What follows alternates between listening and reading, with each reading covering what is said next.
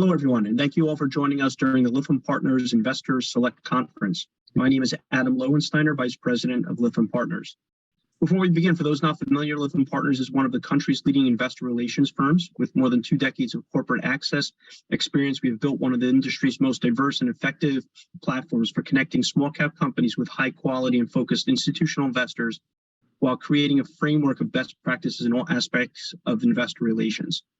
Today's discussion is hopefully yet another example where we could bring value to multiple constituents. Our next presentation comes from LiveWorld, ticker symbol of LVWD. That is Lima Victor Whiskey Delta on the OTC Pinks.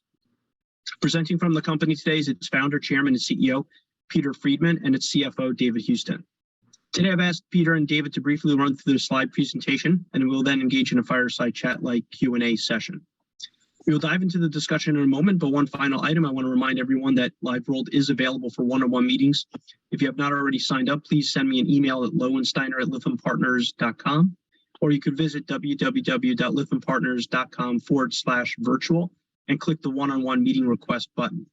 With that said, let me now turn the presentation over to Mr. Peter Friedman, founder, chairman, and CEO of LiveWorld. Peter, please proceed. Thank you, Adam. Hello, everybody, and welcome to our January 2023 investor presentation. We'll begin, as usual, with our safe harbor statement, because we always have to do that. And then, as Adam has said, I'm Peter Friedman, founder, chairman, and CEO of LiveWorld, and David Houston, our chief financial officer, is with us as well. We'd like to start with an overview of LiveWorld's business, of what we are. And that is, we are a digital marketing agency that specializes in social media and software solutions. Our focus is really creating emotional connections between a brand and its customers to build a relationship for the very specific purpose of meeting very specific business objectives that the client has, some in marketing, some in customer support, and also healthcare outcomes. More than anything else, when we look at what is LiveWorld's value day-to-day and long-term, and the strengths with which we manage the company, and the real deep value, we think that's reflected in the longevity of our top brand clients. American Express has been with us for over 14 years, over 10 years with Pfizer and Zoetis, 6 or 7 Bristol-Myers, FedEx, and AbbVie. Today, we work with about 70 brands spread across 20 corporate clients. Let me talk a little bit about our business model. Our business model is very much focused on value. We create enough value for our clients that they're willing to pay us more than it costs us to actually do the work. That may seem obvious and basic to a business model, but if you look across the digital social landscape, there aren't too many companies who can say that they're doing this. Our business model also starts with high gross margins, which is consistent with the value solutions that we provide to our clients. Also scale, particularly our moderation services and our SaaS software. Our revenue mostly consists of annuity streams, annual repeating moderation contracts, and SaaS software licenses. Even our digital agency work is mostly ongoing retainer work that repeats year to year, not one-off projects.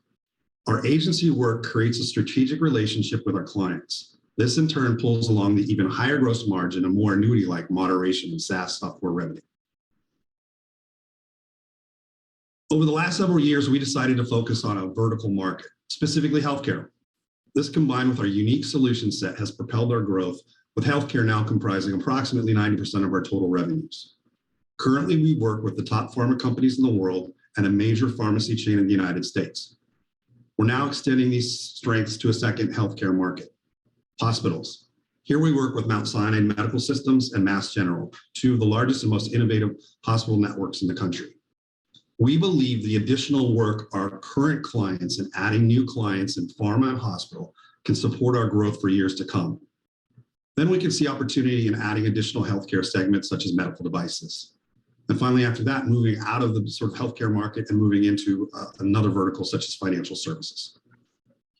Our growth really in the last several years has been driven by this focus on healthcare, also expanding to being a full-service digital agency. This gets us new clients, but it also leverages the existing clients because it expands the things we can sell them and expands our revenue with them. Before we get into the top line financials of the company, I'd recommend everyone go to the LiveWorld's IR page and download our reports. We go into more detail in the Q's and K's there.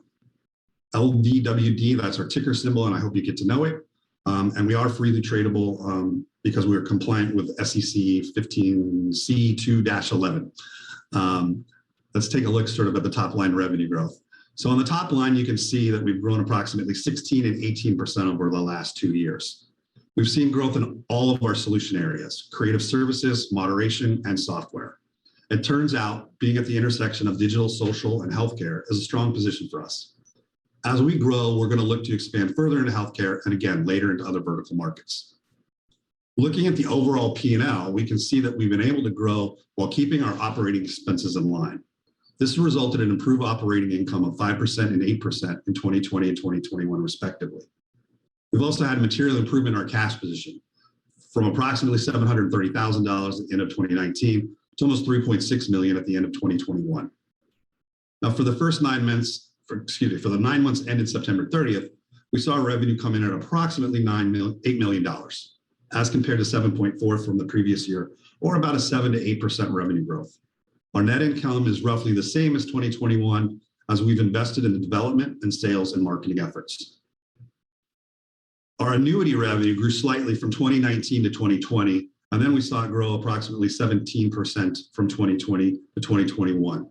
You'll notice that as a percentage of revenue, it's had a small drop off in 2020 as a result of our creative services coming online. However, we are staying steady with about 72% of our total revenues being annuity based. Let's take a look at our most recent balance sheet. Our cash is flat while our AR grew from approximately 1.8 million at the end of 2021 to 2.2 million at September 30th. We have no debt. We've got no long-term liabilities, just payables, some accrued employee liabilities, and deferred revenue.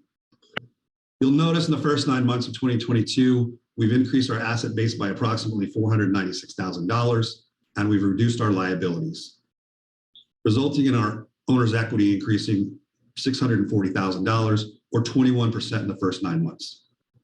I would like to point out at this time that we're expecting to have our full 2022 financial reports done in the next few days. So please keep your eyes peeled for that. Again, for more information, I invite you to go to our website and download our more detailed reports. Next, we're going to go into the actual business solutions.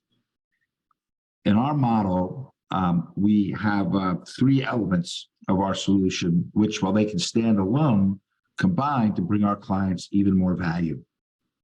These are creative, moderation, and technology.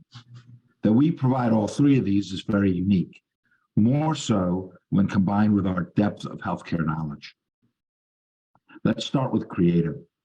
Creative takes the form of digital marketing campaigns, the essence of what a digital marketing agency does, ads and things like that. And that's the inspirational call to action for audiences and sets the context for the moderation and the technology parts of the solution. A really critical dynamic in healthcare for these companies is that they need to be compliant with all kinds of regulations. That's actually held back a lot of pharma and other healthcare companies from being innovative and creative, just when the market is demanding a more consumer marketing, customer-centric kind of marketing. We bring a different approach with talent and expertise that allows them to be creative and compliant at the same time. The creative and the strategy work also places us at the heart of the client's business objectives and strategy, and enables us to build a deeper relationship with them, and it kind of is the frame for the rest of what we sell them. Next is moderation. In moderation, our live human agents, supported by technology, protect the brands by reviewing and removing the problem user content, which shows up on social media a lot. For healthcare, this is the foundation of compliance. Then our agents engage the end users, thus activating a human touch and feel. With creative as the foundation, moderation is the part that actually gets a conversation going, which is how you build a relationship, which lets you influence the behavior to meet business objectives, like consideration of buying a product. Then we actually stimulate and guide these users to create their own content, user-generated content, which is a big leverage item in social media. And from all this, we get insight and ideas that we feed to the creative groups and the strategy teams so they have a better idea of what to do and what's working. It's also important to note that moderation is an annuity stream as well. A really key aspect of moderation with pharma companies is adverse events. And this makes moderation fundamental to a pharma company. Everybody's got to be in social media. A pharma company has to be in social media, but they can't operate without moderation. This is because it's a very regulated environment set by the Food and Drug Administration that requires all adverse events, when they come across them, are tracked and reported. So what's an adverse event? Well, that would be when someone has a problem using a drug, or they're talking about it in a way that's what we call off-label, or not the way the instructions are for the purpose of the drug. People do that a lot. Anytime anything like that happens in front of a pharma company, whether it's on their Facebook page, or a response to an Instagram ad, or to a tweet, or anything like that, that's an adverse event. And the company, by law, has to mark it, track it, and then escalate it through the company and up to the Food and Drug Administration. And sometimes they do this, they want to get this done within 24 hours. If a company doesn't do this and doesn't do it right, and they get a letter or a phone call from the FDA, that could actually and quickly lead to the shutdown of a multi-billion-dollar line of drug sales.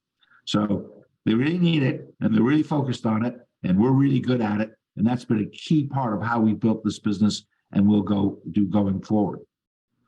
The third element is technology. The technology enriches these connections and enables us to scale the moderation, the customer experience, and the compliance aspects of the programs. First thing that we have there that we sell is our SaaS platform, which is a moderation and conversational engagement software, optimized to do everything I've been talking about. That's an ongoing annuity stream. Second, we build apps and bots to be part of the digital marketing campaigns that we produce for them. The technology also collects and analyzes data, which further informs the strategy, the creative, and the moderation. So all these things work together. Now I'll tell you a little bit about how we actually grow the revenue. It generally starts in stages, starting with a smaller seller. This could be a small creative project, or a technology license for a small amount of activity, or 1 or 2 pages to moderate. Then what we do is we upsell. Sometimes I should mention we get a agency of record deal as well to start with, and that means this can range from the initial selling anywhere from like up to $80,000 or up to a few $100,000.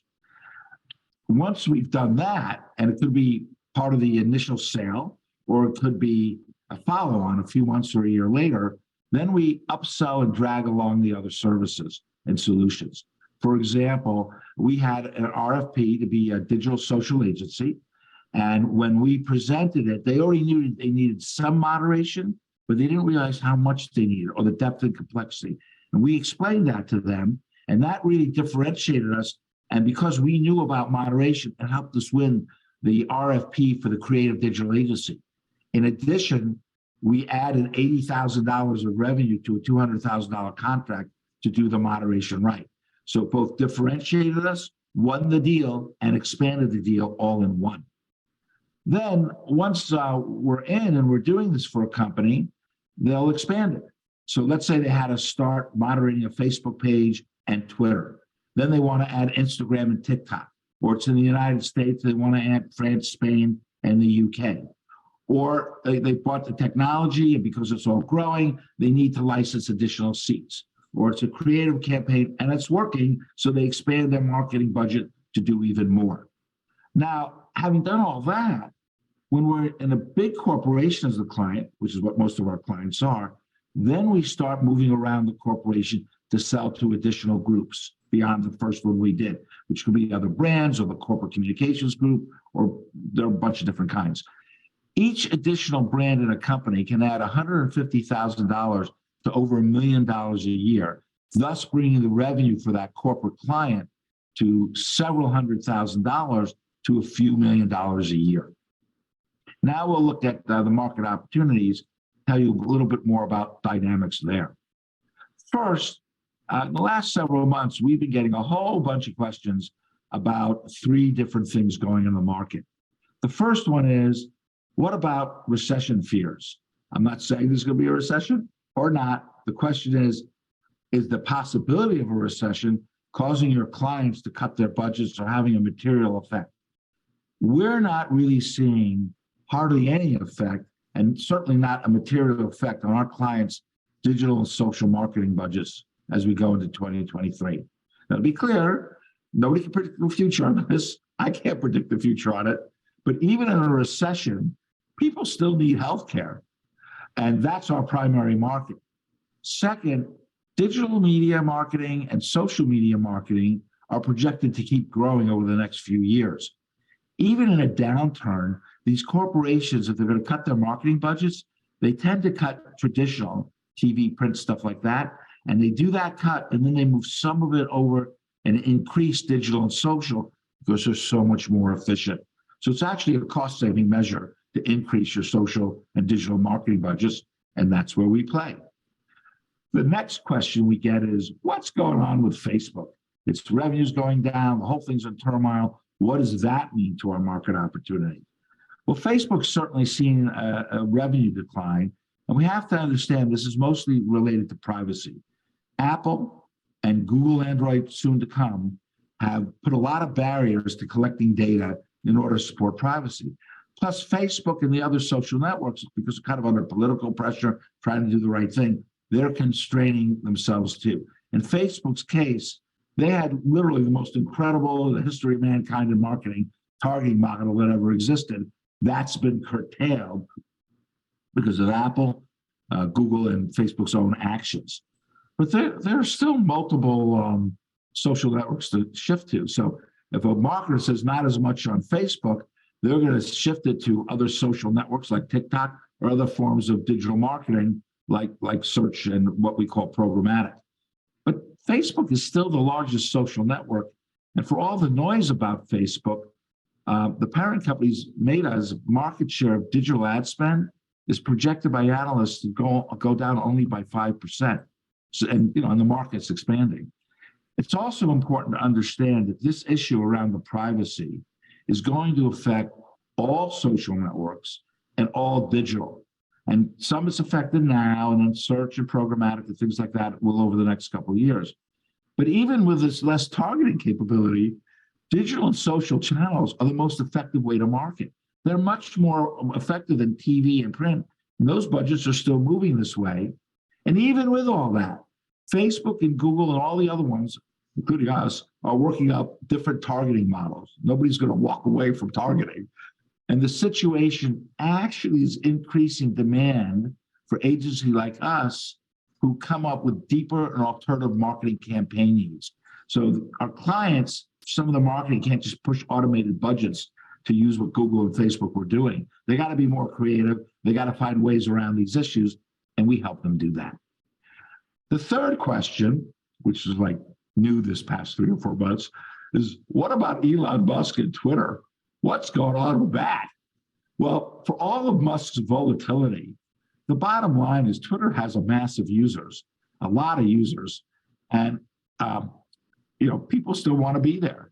But even so, in the scheme of the social media market, Twitter's actually a small player. A lot of noise and politics and everything, and big celebrities. But in terms of size, it's one of the smaller social networks. So even if it just went away completely, that's not really catastrophic for the brands or for agencies like us. And first, they're going to move the money to other social networks anyway.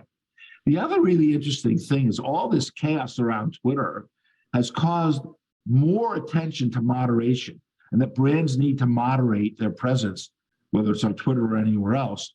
And that's central to our business. So we've actually found interest and attention and demand for our moderation parts of our business has gone up because of Twitter's chaos. Now we'll take a look at what our healthcare market looks like. David? Sure. So you can see the actual spend for healthcare companies is rather impressive. And this is where the opportunity lies for LiveWorld. In 2019, the marketing spend across healthcare was approximately $30 billion. Of that, pharmaceuticals made up about 13.2 million, hospitals were about 14 billion, and medical devices were about $2.8 billion. As David said, healthcare is a huge tens of billions of dollars market opportunity.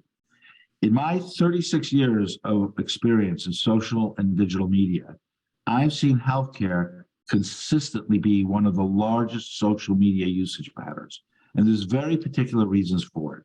There is a unique affinity between healthcare and social media. In part, this is because it's a very personal, emotional experience, and the people, whether they're patients or family support caregivers or the doctors, want to know what other people like them are experiencing. And in part because it's a lot of information, it's very complex, it's always changing, and human beings like to filter that complex ocean of information through other human beings. And this has made social media a very strong area for healthcare and therefore an opportunity for healthcare companies. Social media actually grew during the pandemic with particular growth in healthcare. Average daily use of social media by adults jumped 5%. Now look at this. Discussions around COVID grew by 1,000% for physicians and 2,500% among patients. But even before COVID, 81% of physicians use social media for their professional practice of medicine, not just their personal life, but their professional practice of medicine. And what this means is the patients have moved to social media, the healthcare providers have moved to social media, and the healthcare companies, pharma, hospital, medical devices, clinical trials, all those have not caught up. And there's a gap. And that's LiveWorld's opportunity because our solutions fill that gap. And we're pretty strong in healthcare. Right now, today, we manage over 300 healthcare social media properties, and we deliver over 90,000 hours per year of healthcare moderation and engagement. So let's take a look at the LiveWorld healthcare related revenues. As I mentioned earlier, it's approximately 90% of our total revenues right now. That's grown from $5.8 million in 2019 to almost $9 million in 2021. Looking at that, that means basically we're seeing 25% growth rate in the last 2 years. Importantly, the growth is coming not only from new client acquisition, but also growth from our existing client base. In fact, some of our client relationships go as long as 10 years, and this is unusual for an agency and underscores the value that we bring to our clients. Now let's talk a little bit about the shareholder value. I want to touch on a little bit on the current valuation of the company. When you look at a similar services-based agency, a conservative valuation metric would be valuing the company at 2 to 3 times forward-looking revenues. Now, we're not providing that sort of guidance at this time, but if you look at our trailing revenues from 2021, you'll see a huge discrepancy in our value compared to similar companies. You take a recent share price of approximately 17 cents, our roughly 46 million shares outstanding results in a market cap of $7.7 million, which is far less than 1 times revenue. When we use that metric at 3 times our $10 million trailing revenue, our value should be somewhere around $30 million. This equates to a stock price of about 66 cents a share, as compared to the 17 cents that we're currently trading at. When we consider the 3 times revenue approach conservative, as it's a creative agency reference point, it doesn't take into consideration the high value moderation annuity revenue streams we have and the value associated with the upside of our technology. Our goal is to get the actual valuation in line by continuing to deliver our unique value to our clients, growing our revenues, and now communicating our story to the investment market. So what does a public markets path look for us? A few years ago, we made a conscious decision to focus on healthcare and to expand into a full service digital agency. Before coming back to the investment community, we wanted to demonstrate the value of those decisions, that we could grow the revenues and be profitable. And now that we've done that, we're stepping up our investor relations communications. We're looking to engage in the investment community in 2023. And when the time's right, we'll look to move up to the OTC or NASDAQ and becoming a fully SEC compliant company. We'll continue to grow our current market segments and add new ones. And we'll also look at growth through acquisitions when possible. So let's take a look sort of at the investment highlights. We've got a strong client base. primarily Fortune 100, Fortune 500 companies. We've got long-term relationship, some of them as long as 14 years, a lot of them in the 7 to 10 year range. We've got a proven business model. This goes back to the sort of creative strategy services that we provide, our moderation and engagement, and our technology platform. We've got a recent track record. Over the last 10 quarters, we've seen improved revenues, improved profits, and improved cash from operations.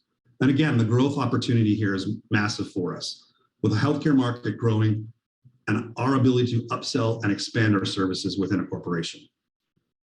And primarily our annuities, our revenues are annuity-based. Again, that's about 72% of our total revenues right now.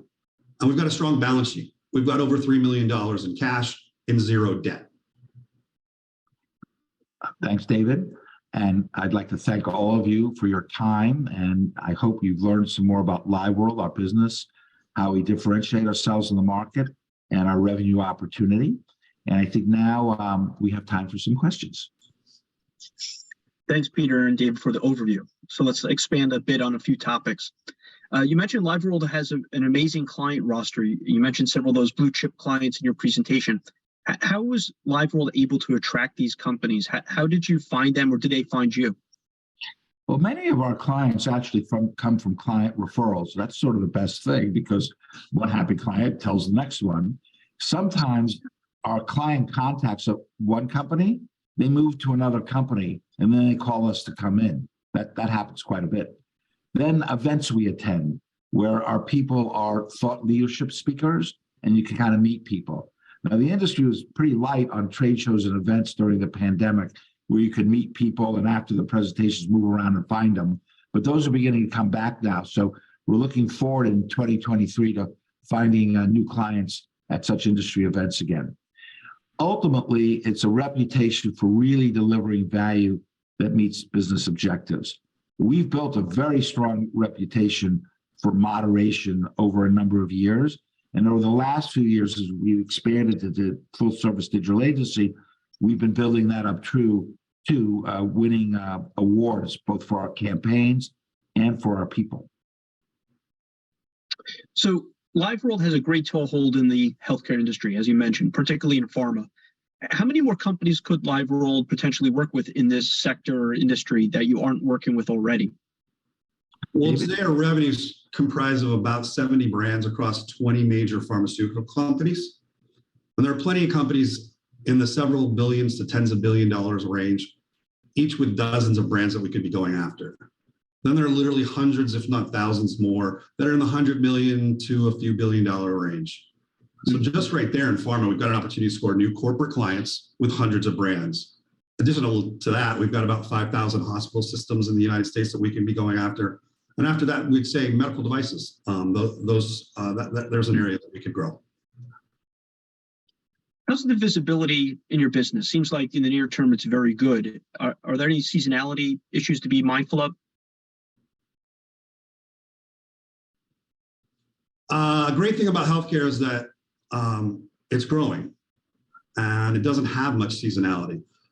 It is also a little bit resistant to downturn. The seasonality, if you really want to call it that we see is more to do with sort of paperwork and getting that in place. Most of our clients are January 1st renewals. Clients need to have their budgets approved. Then we need to get the SOWs in place. Then we've got to get a PO in place. Then we've got to bill them. Then they got to pay us. So we do see a little bit of a slowdown in the first quarter of each year. But again, that's mostly related to paperwork. It's not really sort of a seasonality issue for us.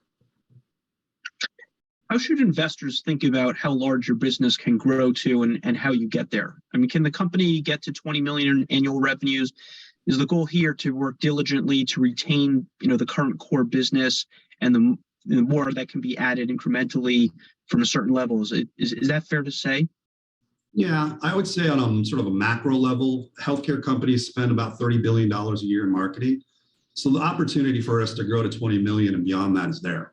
The largest digital healthcare agency is probably about $480 million. Then the next grouping is probably $100 to $440 million. And you've got dozens that are between 20 and 100 million.